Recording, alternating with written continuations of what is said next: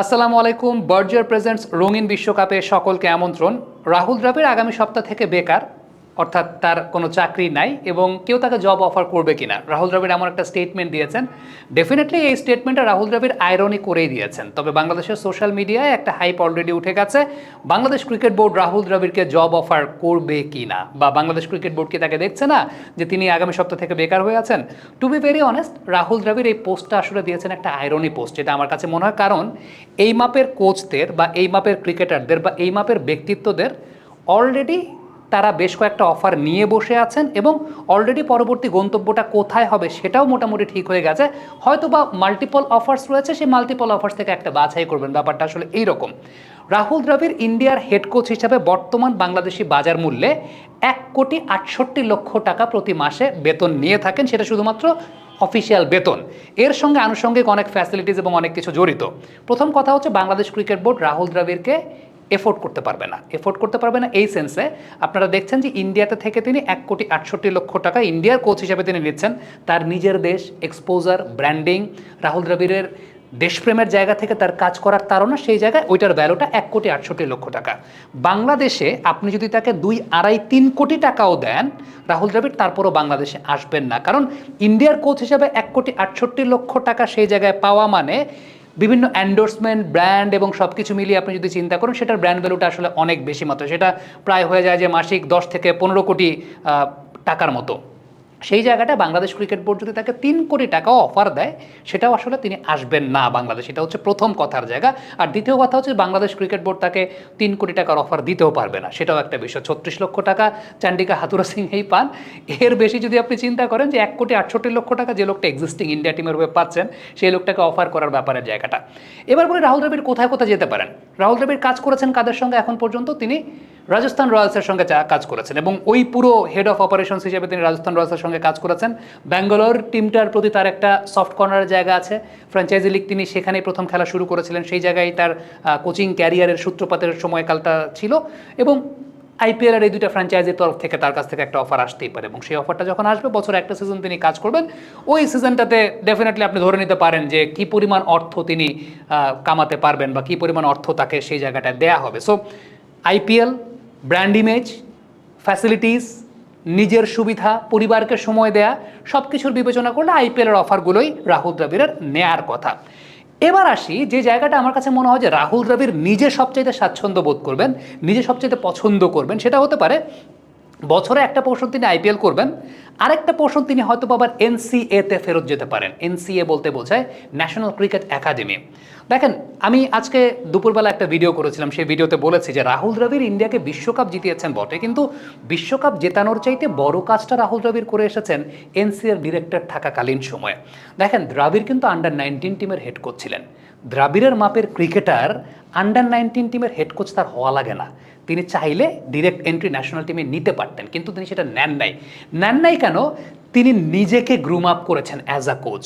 প্রথমত, as a technical adviser বলি, as a director বলি, টেকনিক্যাল ডিরেক্টর এনসিএতে তিনি তার ওই কারিশমাটা দেখিয়েছেন। কি করেছেন? একবারেই কিন্তু বিশ্বকাপ টার্গেট করেননি, একবারে ন্যাশনাল টিম টার্গেট করেন। তিনি টার্গেট করেছেন আগামী 50 বছরের ক্রিকেটার তৈরি করার প্রক্রিয়া শুরু করে দেয়া। আগামী 50 বছরের ক্রিকেটার তৈরির প্রক্রিয়াটা রাহুল দ্রাবিড় ওই জায়গায় শুরু করেছেন। আজকে ইন্ডিয়াতে এত পাইপলাইন আমরা দেখি, এই পাইপলাইনের পেছনের কারিগরটা এনসিআর ডিরেক্টর রাহুল দ্রাবিড়।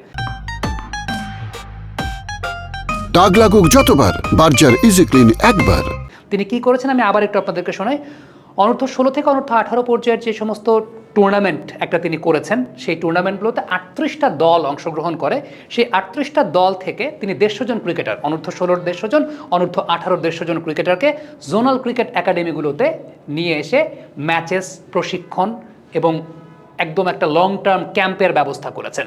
ওই ক্যাম্পগুলো পরিচালনা কারা করে? একদম টপ লেভেলের কোচেরা। টপ লেভেলের কোচেরা বলতে রাহুল দ্রাবিড় আসার পর প্রথম যে কাজটা করেছেন, ইন্টারন্যাশনাল স্ট্যান্ডার্ডের কোচ তৈরি করেছেন ইন্ডিয়ার পাইপলাইন, এবং বর্তমানে 72 জন ইন্টারন্যাশনাল স্ট্যান্ডার্ডের কোচ ইন্ডিয়াতে রয়েছে, যারা এখনই চাইলে ডিরেক্টলি ইন্ডিয়ার ন্যাশনাল টিমকেও সার্ভ দিতে পারে। সো ওই সমস্ত কোচেস, আমি নামগুলো মেনশন করি, অজয় রাত্র আছেন, রমেশ পাওয়ার আছেন, এই সমস্ত কোচদের আন্ডারে জোনাল ক্রিকেট একাডেমিতে 150 জন ক্রিকেটার 6টা গ্রুপে ভাগ হয়ে তারা ম্যাচেস এবং প্র্যাকটিস, তাদের হাই ইন্টেন্সিভ প্র্যাকটিসগুলো করা হয়ে থাকে। দেবরাজ রাউত ইন্ডিয়া টিমের সাবেক অ্যানালিস্ট হিসেবে তিনি কাজ করেছেন। দেবরাজ রাউত একটা সফটওয়্যার আবিষ্কার করেছিলেন, সেই সফটওয়্যারটা রাহুল দ্রাবিড় তাকে ইনসিস্ট করেছেন প্লেয়ারদের প্রত্যেকটা ক্রাইটেরিয়া ডিটেক্ট করার জন্য, এবং প্লেয়াররা যখন অফ সিজনে বাড়িতে যাচ্ছে ওই সফটওয়্যারের মাধ্যমে একটা প্লেয়ার কতটুকু খাচ্ছে, কী পরিমাণ প্রোটিন খাচ্ছে, কী পরিমাণ কার্বোহাইড্রেট খাচ্ছে, কী পরিমাণ তিনি রানিং করছেন, কী পরিমাণ স্পিড রানিং করছেন, কী পরিমাণ এন্ডুরেন্স রানিং করছেন, কতটুকু তার ওয়ার্কলোড ম্যানেজমেন্ট হচ্ছে, সব কিছু ওই অনূর্ধ্ব 16 অনূর্ধ্ব 18 পর্যায় থেকেই একটা প্লেয়ারের ডিটেক্ট করা হয়ে থাকছে। এরপর সেই 150 জন ক্রিকেটার থেকে 50 জনের নামিয়ে আনা হচ্ছে।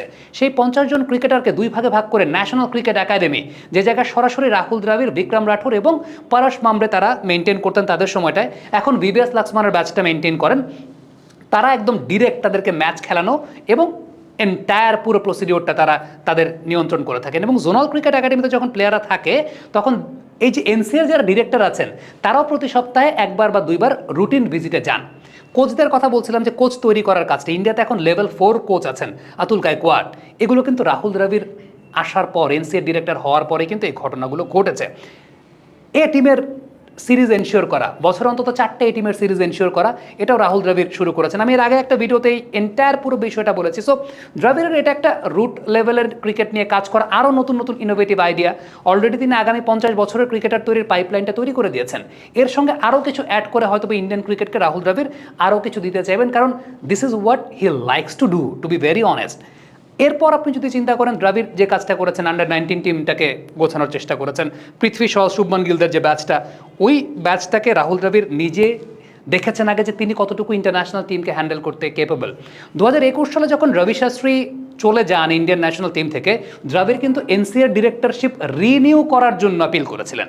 অর্থাৎ তিনি যে এনসিএতে ছিলেন 2021 সাল পর্যন্ত, তিনি সেটাকে রিনিউ করার আপিল করেছিলেন। দ্যাট মিনস দ্রাবিড়ের আরও ইচ্ছা আছে ন্যাশনাল ক্রিকেট একাডেমিতে কাজ করার। সো আপনি ধরে নেন, যারা চিন্তা করছেন যে বাংলাদেশ ক্রিকেট বোর্ড রাহুল দ্রাবিড়কে ওই অফার দেবে কিনা, রাহুল দ্রাবিড়কে যদি 3 কোটি টাকার অফারও দেয়, রাহুল দ্রাবিড় আসবে না এদিকে। কারণ দ্রাবিড়ের যেহেতু 21 সালে এরকম একটা ঘটনা আছে যে রাহুল দ্রাবিড় রিনিউ করার জন্য এনসিএর ডিরেক্টরশিপ তিনি চেষ্টা করেছিলেন। সো তিনি হয়তো বা আবার এনসিএতেও ফেরত যেতে পারেন, এবং ওই বছরের মাঝখানের যে সময়টা, ওই সময়টাতে তিনি হয়তো বা আইপিএলের জন্য কাজ করতে পারেন। একদম টোটালি লাক্সারিয়াস অফার, ব্র্যান্ড ইমেজের জায়গা রয়েছে, আনুষঙ্গিক অনেক কিছু জড়িত রয়েছে, পরিবারকে সময় দিতে পারবেন, ইন্ডিয়াতে থাকছেন, দেশপ্রেমের একটা জায়গা রয়েছে, ক্রিকেট ডেভেলপমেন্টের কাজ করা, এবং এটা যে একটা সেলফ স্যাটিসফ্যাকশনের জায়গা সেটা তো অবশ্যই একদম ধরে নেওয়া যায়। আর তার যে ব্যাচটা বিক্রম রাঠোর, পরশ মামরে, এই ব্যাচটা ছেড়েছেন, ভিভিএস লাক্সমানের ব্যাচটা ঢুকেছে। এখন মাঝখানে হয়তো বা গৌতম গম্ভীর ইন্ডিয়া টিমের কোচ হিসেবে জয়েন করবে, কিন্তু একটা সময় দেখবেন ভিভিএস লাক্সমানদের ব্যাচটা আবার ইন্ডিয়া টিমের হেড কোচের দায়িত্ব পালন করছে।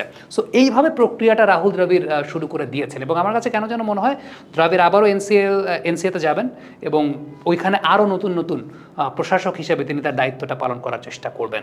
সো দ্রাবিড়ের ওই যেটা আইরনি করে তিনি বলেছেন যে তাকে কেউ অফার করবে কিনা, হোয়াট আই ফিল যে ব্যাঙ্গালোর কিংবা রাজস্থান রয়্যালসের সঙ্গে তিনি আইপিএলে কাজ করবেন, এবং এনসিএর ডিরেক্টর হিসেবে হয়তো বা আবার তিনি ফেরত যেতে পারেন, বা এই ডেভেলপমেন্টের কাজটা হয়তো বা তিনি করবেন। কমেন্ট বক্সে আপনাদের মন্তব্য জানতে চাই।